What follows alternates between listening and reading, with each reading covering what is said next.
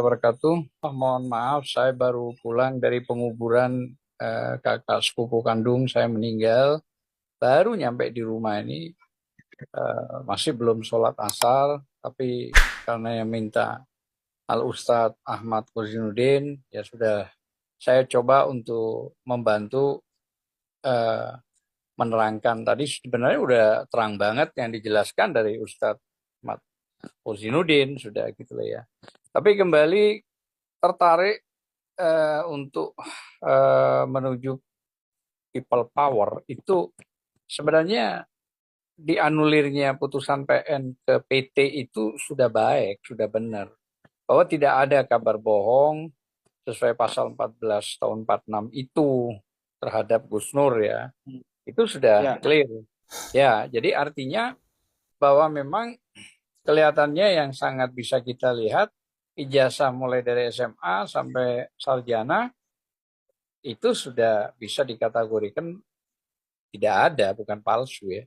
Kenapa? ya, Karena memang jaksa menurut persidangan yang pernah saya amati dan juga rekan-rekan lawyer yang ada di situ termasuk Ustadz Ahmad dan Bang Egy dan yang lain-lain sudah jelas JPU ditanyakan tentang jadi kalau dalilnya sekarang Gus Nur itu dianggap memberitakan bohong, berarti kan JPU itu kan harus membuktikan di dalam sidang bahwa ini nggak bohong, benar, kan begitu.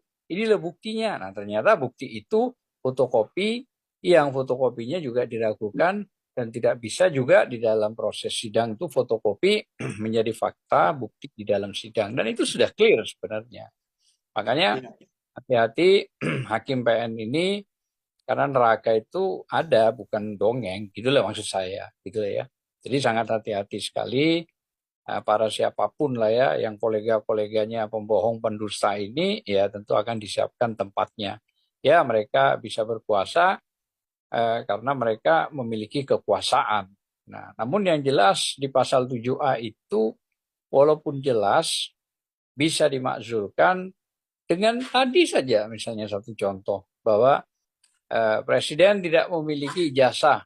Apa jadinya gitu loh ya. Masa kita punya presiden eh, bodong lah istilahnya begitulah.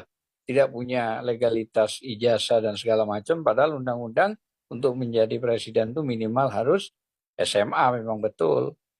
Nah tetapi kan fakta-fakta yang sudah diajukan ini sudah bisa dinalar lah ya, bisa dijawab oleh publik bahwa kok ada sih baru pertama kali rakyat ini menggugat seorang presiden yang dianggap paling tinggi di dunia ya, bahkan di planet, bahkan di alam gaib pun tidak pernah ada ya presiden digugat ini loh.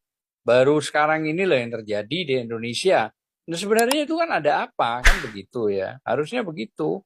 Kok aneh gitu loh ya. Nah setelah ditelisik memang benar, memang tidak memiliki apa-apa dan itu pintu masuk untuk pemakzulan. Walaupun yang menjadi ribet sekarang hak angket, hak menyatakan pendapat, pihak DPR harus mengajukan ke MK.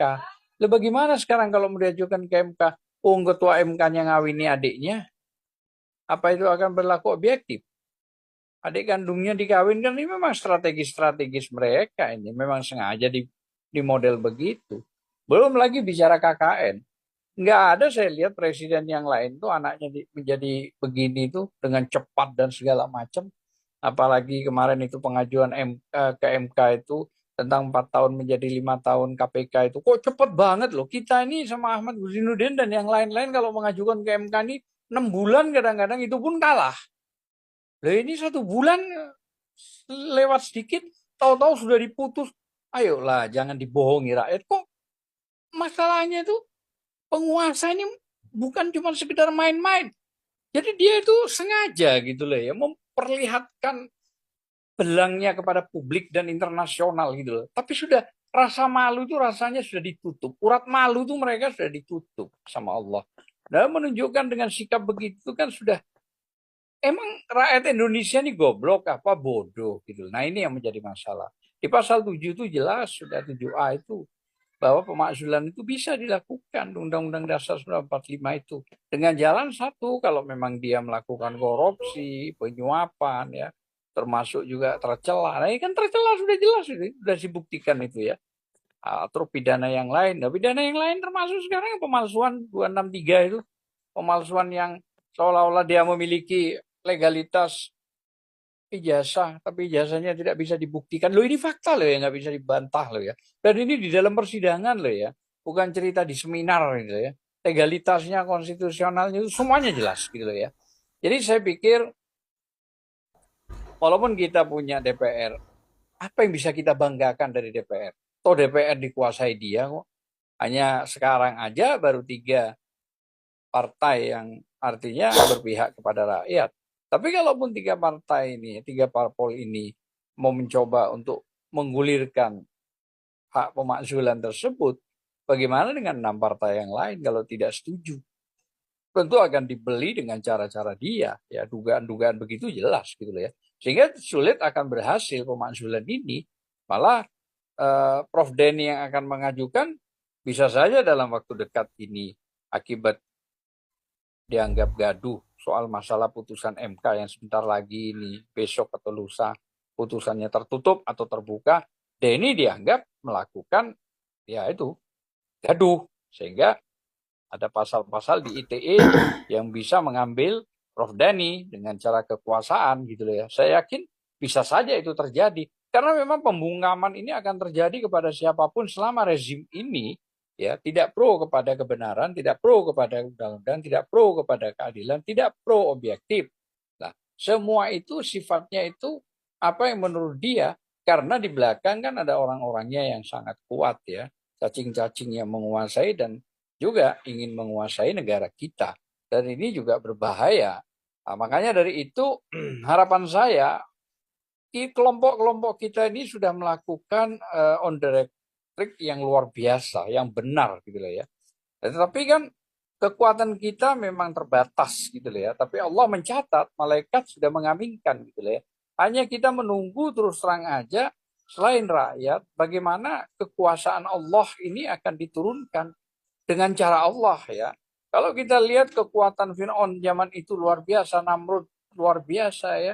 Tapi Allah mudah menenggelamkan. Zaman Nabi Lut juga mudah menenggelamkan. Artinya walaupun ini bukan persoalan Nabi dan Rasul, tapi kekuatan kebenaran ini karena memang kita di real garis perjuangan Allah setidak-tidaknya.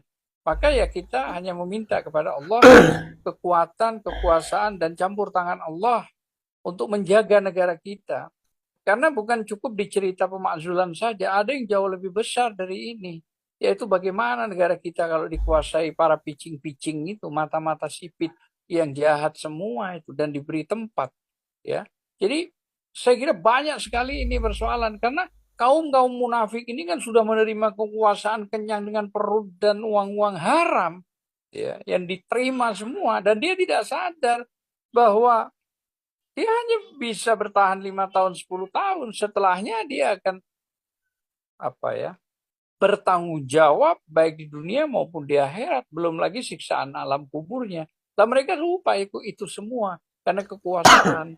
Sungguh-sungguh zalim apa yang dilakukan oleh penguasa jika sudah tidak pro kepada rakyat, tidak lagi mengindahkan undang-undang, ya kan? Dan mempermainkan semua ucapannya. Akhirnya yang terjadi begini. Mungkin itu yang bisa saya sampaikan. Terima kasih. Wabillahi taufiq wal hidayah. Wassalamualaikum warahmatullahi wabarakatuh.